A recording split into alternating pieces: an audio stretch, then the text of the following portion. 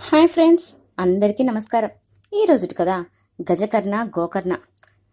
ఒక ఊళ్ళో గజకర్ణ అనే గజ దొంగ ఉండేవాడు. ఆ పక్క ఊళ్ళోనే గోకర్ణ అనే మరో దొంగ ఉండేవాడు. వీళ్ళిద్దరూ ఒకడిని మించినవాడు ఇంకొకడు.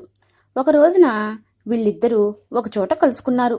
గజకర్ణ ఎవరో గోకర్ణకు తెలియదు, గోకర్ణ ఎవరో గజకర్ణకు తెలియదు. అయినా ఇద్దరూ దొంగలు గనుక ఒకడి దగ్గర డబ్బు ఇంకొకడు కాజేయాలని ఓహో బావా అంటే ఓహో బావా అని పలకరించుకున్నారు. గోకర్ణ దగ్గర ఉన్న డబ్బు కాజేయాలని ఆ రాత్రికి అతన్ని తన ఇంటికి పిలిచాడు గజకర్ణ. పిండి వంటలు అన్నీ చేయించి గజకర్ణ అది వరకు తను దొంగిలించిన బంగారు పళ్ళెంలో గోకర్ణకు భోజనం పెట్టించాడు.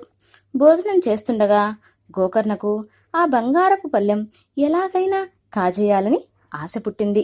గజకర్ణ మాత్రం ఏం తక్కువ తిన్నాడు గనకనా కంఠం దాకా తిండి మెక్కేస్తే మత్తెక్కి నిద్రపోతాడు. అప్పుడు మనం వీడి దగ్గరున్న డబ్బు కాజేయొచ్చు కదా అని అనుకున్నాడు గజకర్ణ. గోకర్ణ భోజనం చేసిన తర్వాత దొంగ నిద్రపోతూ పడుకున్నాడు. ఇదే సందు గదా అని గజకర్ణ లేచి వచ్చి గోకర్ణ మొల చుట్టూ తడివి చూశాడు డబ్బు సంచి కోసం. కానీ పాపం ఏమీ కనిపించలేదు. చేసేది ఏమీ లేక పోయి పడుకున్నాడు. దొంగ నిద్రపోతున్న గోకర్ణ గజకర్ణ నిద్రపోగానే పెట్టె తాళం ఊడగొట్టి బంగారపు పళ్ళెం తెచ్చి తల కింద దాచుకొని పడుకున్నాడు. కొంతసేపటికి గజకర్ణకు మెలకువ వచ్చింది. తన పెట్టె వంక చూశాడు. తాళం ఊడగొట్టి ఉంది. గుట్టు చప్పిడి కాకుండా గోకర్ణ పక్కంతా వెతికాడు. చివరికి తల కింద కనిపించింది బంగారపు పళ్ళెం. మెల్లిగా పళ్ళెం నిండా నీళ్లు పోసి ఆ పళ్ళెము ఉట్టి మీద పెట్టి ఉట్టి కింద తను మంచం వేసి పడుకున్నాడు. పళ్ళెం కదిలిస్తే నీళ్లు మీద పడతాయి కదా, అప్పుడు నాకు మెలకు వస్తుందిలే అనుకున్నాడు గజకర్ణ. ఇదంతా దొంగ నిద్రపోతున్న గోకర్ణ చూస్తూనే ఉన్నాడు.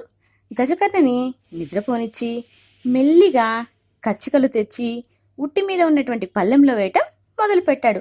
కాసేపటికి పళ్ళెంలో ఉన్న నీళ్ళన్నిటినీ కచ్చికలు పీల్చివేశాయి. అప్పుడు ఆ పళ్ళెం తీసుకుపోయి ఒక చెరువులో దాచి ఉంచి ఏమీ ఎరగని వాడి మళ్ళే పడుకున్నాడు. ఇంతలోకే గజకర్ణకు మెలకువ వచ్చింది. ఉట్టి వంక చూశాడు. పాపం పళ్ళెం కనిపించలేదు. అయినా వీడేం తక్కువ తిన్నాడు గనకనా గోకర్ణ దగ్గరికి పోయి కాళ్ళు పరీక్షగా చూశాడు. పాదాల మీద ఇసుక అక్కడక్కడా కనబడింది. ఇంకేం వీడి పళ్ళెమో ఎక్కడో చెరువులో దాచి వచ్చి ఉండాలి అనుకున్నాడు. అనుకున్నవాడు బయలుదేరాడా? అబ్బే, కాళ్ళు నాకటం ప్రారంభించాడు. ఎందుకో తెలుసా? నీళ్లలో ఎంత లోతుకు పోయి దాచిపెట్టాడో తెలుసుకోవటానికి. అలా కాళ్ళు నాకుతూ ఉంటే మోకాళ్లదాకా చప్పగాను ఆ పైన ఉప్పగాను ఉంది కనుక తప్పకుండా మోకాటి లోతు నీళ్లలోకి పోయి పళ్ళెం అక్కడ దాచి ఉంటాడు. అందుకనే మోకాళ్ల వరకు చప్పగా ఆ పైన ఉప్పగా ఉంది అని అనుకున్నాడు. ఆ ఊళ్ళో ఉన్నది ఒక్కటే చెరువు. మోకాటి లోతు వరకు పోయి వెతికితే దాంట్లో పళ్ళెం దొరికింది. పళ్ళెం తీసుకుని గజకర్ణ ఇంటికి వస్తున్నాడు. ఈ లోపుగా గోకర్ణ లేచి చూస్తే గజకర్ణ కనిపించలేదు. వీడు మనల్ని మించిన వాడురా బాబు, వీడితో పోటీకి పోవటం కంటే మంచి చేసుకుని భాగస్వామిగా చేరటం మంచిది అనుకున్నాడు గోకర్ణ. పళ్ళెం తీసుకుని గజకర్ణ ఇంటి గుమ్మం వద్దకు రాగానే గోకర్ణ ఎదురుగా పోయి, బావా, ఏమో అనుకున్నాను గాని నన్ను మించినవాడే నువ్వు కూడా. ఇక నుంచి మనమిద్దరం కలిసి వ్యాపారం సాగిద్దాం. మంచి లాభం కూడా వస్తుంది. వచ్చిందాన్ని ఇద్దరం సమంగా పంచుకుందాం అన్నాడు గోకర్ణ. ఇందుకు గజకర్ణ కూడా ఇష్టపడ్డాడు. మంచి రోజు చూచుకొని గజకర్ణ గోకర్ణలు దొంగతనానికి బయలుదేరారు. దారిలో గోకర్ణ గజకర్ణతో, ఒరే బావా, మనూళ్ళో సుబ్బన్న శెట్టి చనిపోయాడట. వాడు మనకు 1000 రూపాయలు బాకీ ఉన్నాడని శెట్టి తమ్ముణ్ణి పెళ్ళాన్ని ఆ బాకీ తీర్చమని అడుగుదాం. వాళ్ళు రుజువు అడుగుతారు. అప్పుడు మనం ఏం చెబుదాం అని అడిగాడు. అది కూడా నువ్వే చెప్పు అన్నాడు గజకర్ణ. అయితే విను. శెట్టిని దహనం చేసిన చోటనే ఒక గొయ్యి తీసి అందులో నిన్ను పూడ్చిపెడతాను. నీకు మాత్రం గాలి ఆడేటట్టుగానే పూడ్చిపెడతానులే. తర్వాత నేను వెళ్ళి శెట్టి పెళ్ళాం వాళ్ళని డబ్బు అడుగుతాను. అప్పుడు వాళ్ళు నీకు బాకీ ఉన్నట్లు రుజువేముంది, మేం ఎలాగ నమ్మాలి అని అంటారు. కావలసి వస్తే శెట్టిగారిని దహనం చేసిన చోటికి పోయి శెట్టిని పిలుస్తాను. శెట్టి పలికితేనే నాకు డబ్బు ఇవ్వండి అని వాళ్ళని ఇక్కడికి తీసుకొస్తాను. తీసుకొచ్చి ఓ సుబ్బన్న శెట్టి అని పిలుస్తాను. నువ్వు గోతిలో నుంచి ఓ అని పలుకు. అప్పుడు నీవు నాకు 1000 రూపాయలు బాకీ ఉన్నావు గదా అని అడుగుతాను. అవును అని పలుకు. నిజమే గదా అనుకుని వాళ్ళు 1000 రూపాయలు ఇస్తారు. ఇద్దరం పంచుకుందాం అన్నాడు గోకర్ణ. సరే, బాగుందంటే బాగుందనుకున్నారు తోడు దొంగలిద్దరూనూ. గజకర్ణని పూడ్చిపెట్టి గోకర్ణ శెట్టిగారింటికి వెళ్ళాడు. అనుకున్నట్టుగానే రుజువు లేనిదే బాకీ తీర్చము అన్నారు శెట్టి పెళ్ళాం వాళ్ళు. సరేనని గోకర్ణ వాళ్ళని తీసుకుని గజకర్ణని పూడ్చిపెట్టిన చోటికి వచ్చి ఓ సుబ్బన్న శెట్టి అని పిలిచాడు. ఓ అని పలికాడు గజకర్ణ గోతిలో నుంచి. సుబ్బన్న శెట్టి, నీవు నాకు 1000 రూపాయలు బాకీ ఉన్నావు కదా అని తిరిగి అడిగాడు గోకర్ణ. అవును అని పలికాడు గజకర్ణ గోతిలో నుంచి. పాపం శెట్టి పెళ్ళాం వాళ్ళు నిజమే గదా అనుకుని గోకర్ణని తీసుకుని వెళ్ళి 1000 రూపాయలు దర్శించుకుని పంపారు. గోకర్ణ తిరిగి వచ్చి గజకర్ణని పూడ్చిపెట్టిన గోతిమీద పెద్ద బండ పెట్టి 1000 రూపాయలు తీసుకుని ఊడాయించాడు. బావా బావా అని కేక వేశాడు గోతిలో నుంచి గజకర్ణ. ఇంకెక్కడి బావా, అప్పుడే 1/2 మైలు దూరం వెళ్ళిపోయాడు.